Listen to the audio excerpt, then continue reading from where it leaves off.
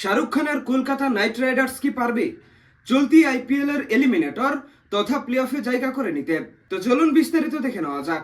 চলতি আইপিএল সবার আগে ইতিমধ্যেই প্লে অফ নিশ্চিত করেছে তিনটি দল, এবং তারা হচ্ছে royal Challengers Bengaluru, Gujarat Titans এবং সানরাইজার্স হায়দ্রাবাদ। এই তিনটি দলের পয়েন্ট হচ্ছে 14 ম্যাচ খেলে 18। তবে নেট রান রেটে এগিয়ে থেকে প্রথম কোয়ালিফায়ারে জায়গা করে নিয়েছে আরসিবি এবং গুজরাট টাইটান্স। এখন প্রশ্ন হচ্ছে, হায়দ্রাবাদের এলিমিনেটরে প্রতিপক্ষ কোন দল হতে যাচ্ছে? আর এই প্রশ্নে রয়েছে তিনটি দলের নাম। প্রথমত রয়েছে রাজস্থান রয়্যালস, এরপর রয়েছে পাঞ্জাব কিংস এবং রয়েছে কলকাতা নাইট রাইডার্স। এই তিনটি দলেরই সম্ভাবনা রয়েছে প্লে অফে জায়গা করে নেওয়ার। শুরুতে আলোচনা করি রাজস্থান রয়্যালসকে নিয়ে। তাদের মাত্র একটি ম্যাচ বাকি রয়েছে। আগামীকালকে তারা মুম্বাই ইন্ডিয়ান্সের বিপক্ষে মাঠে নামবে। এই ম্যাচ যদি রাজস্থান রয়্যালস জিততে পারে, তাহলে কোনো সমীকরণ ছাড়াই 16 পয়েন্ট নিয়ে তারা এলিমিনেটর তথা প্লে অফে জায়গা করে নেবে।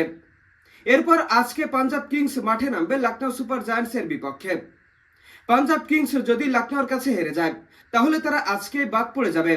আর তারা যদি জিততে পারে, তাহলে 15 পয়েন্ট নিয়ে অপেক্ষা করতে হবে রাজস্থান এবং কলকাতা নাইট রাইডার্সের উপর।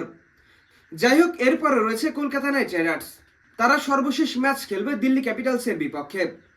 কালকে সন্ধ্যায় তারা এই ম্যাচে মাঠে নামবে। এই ম্যাচ তাদের জিততেই হবে এবং আশা করতে হবে যেন পাঞ্জাব কিংস লখনৌর বিপক্ষে ম্যাচ হেরে যায়, আর রাজস্থান রয়্যালস যেন মুম্বাই ইন্ডিয়ান্সের কাছে ম্যাচ হেরে যায়। তাহলে কলকাতা নাইট রাইডার্স এবারের আইপিএলে প্লে অফে জায়গা করে নিতে পারবে। যদিও সমীকরণটা অনেকটাই কঠিন মনে হচ্ছে, কিন্তু কলকাতা নাইট রাইডার্সের ভাগ্য বেশ সহায়তা করছে। সর্বশেষ 7টা ম্যাচের মধ্যে তারা 6টিতে জিতে নিয়েছে।